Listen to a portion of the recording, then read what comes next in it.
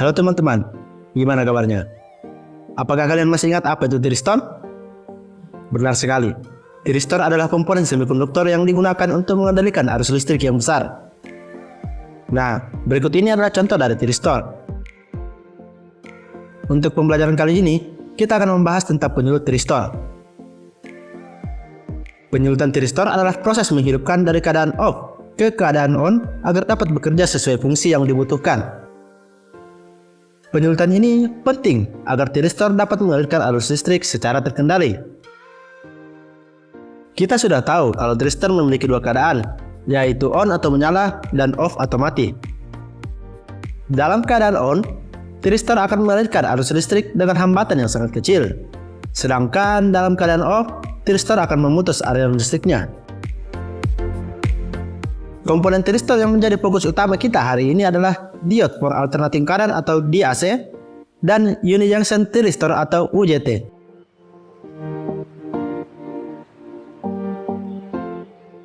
Diode memiliki peran sentral untuk menghasilkan impuls agar dapat melakukan penyulutan. Berikut ini ada beberapa contoh dari diode. Kemudian gambar berikut ini merupakan konstruksi dasar, simbol, dan karakteristik dari diode. Struktur atau simbol diode terlihat seperti dua diode yang saling berhadapan dengan salah satu ujung diode dihubungkan ke ujung yang lainnya. Berikutnya adalah UJT. Fungsinya adalah memberikan pulsa yang diperlukan untuk memulai penyulutan tiristor. Ini adalah contoh dari UJT. Komponen ini merupakan sambungan tunggal berbahan PN, di mana bahan P dikonstruksi dengan dua terminal basis, sebut saja B2 dan B1. Sedangkan N adalah emitter yang diletakkan di dekat terminal B2. Sebuah UJT biasanya menunjukkan base dan emitter yang berhubungan dengan panah yang mengarah ke junction antara dua resistor. UJT umumnya dapat dibuat menggunakan rangkaian yang ekuivalen seperti berikut ini.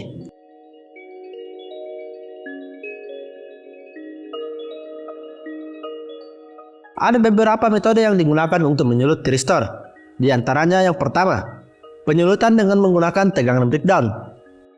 Dalam metode ini, tegangan diterapkan pada tiristor hingga melebihi tegangan breakdown-nya. Sehingga setelah ambang breakover tercapai, tiristor akan secara otomatis beralih dari keadaan off ke keadaan on karena mengalami avalanche breakdown, yaitu kondisi di mana arus yang sangat besar mengalir melalui bahan yang biasanya merupakan isolator yang baik. Kedua ialah penyulutan dengan laju perubahan tegangan.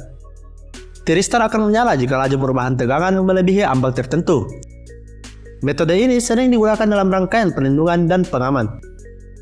Jika suatu tegangan diaplikasikan dengan tiba-tiba, arus pengisian akan mengalir dan cenderung mengkondisikan komponen tersebut. Ketiga adalah penyulutan dengan temperatur. Pada suhu yang rendah, tiristor mungkin memerlukan impuls tambahan untuk menyala. Sedangkan saat temperatur naik, arus bocor pada sambungan yang dibias mundur akan menyebabkan naiknya suhu pada komponen. Suhu tinggi ini dapat mempercepat penyulutan dan mengakibatkan tiristor berkonduksi.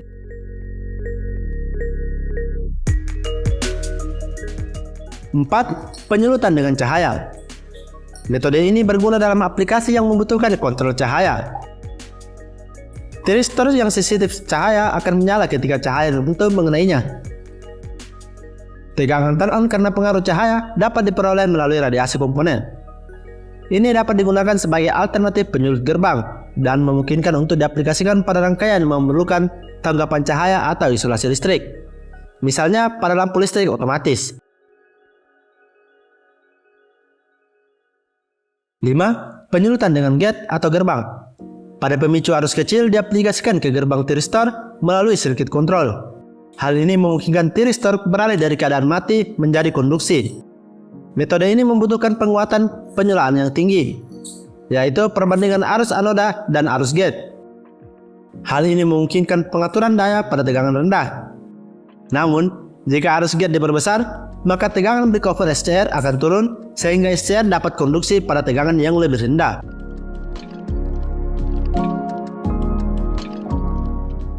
Metode yang paling umum digunakan untuk menyulut tiristor adalah penyulutan gerbang, di mana rangkaian tersebut harus memenuhi dua fungsi umum.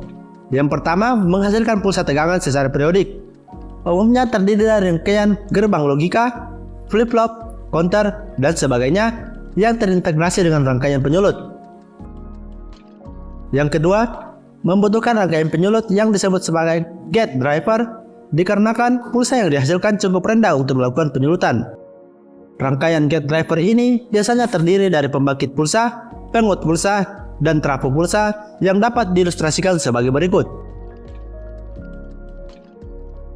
Ada beberapa jenis pulsa tegangan yang dihasilkan oleh rangkaian pembangkit pulsa. Yang pertama, penyulut pulsa tunggal.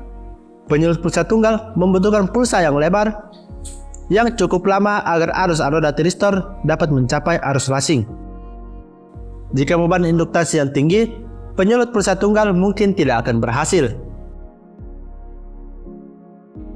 2. Penyulut pulsa DC continue. Penyulut pulsa DC continue memberikan tegangan DC pada gate tiristor selama periode konduksi. Hal ini akan memastikan bahwa tiristor akan selalu menyala bahkan jika beban memiliki induktasi yang tinggi. Namun, metode ini juga akan menghasilkan disipasi daya yang besar.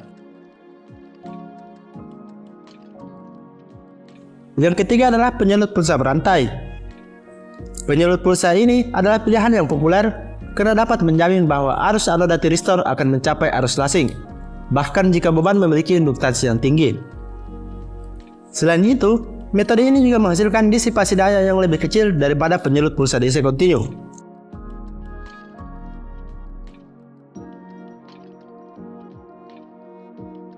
Agar tiristor atau SCR dapat dinyalakan, terdapat 3 kondisi yang harus dipenuhi. Pertama, tiristor harus dalam kondisi bias maju. Kedua, pulsa gate yang diaplikasikan harus lebih positif terhadap katoda. Yang ketiga, impedansi beban sepatutnya jangan terlampau tinggi, agar pada saat SCR disaklar dari keadaan tidak konduksi ke keadaan konduksi dapat mencapai arus lasingnya. Jadi, apa kalian sudah paham mengenai penyulutan ini? Semoga kalian dapat memahami materinya ya. Sampai jumpa dan terima kasih.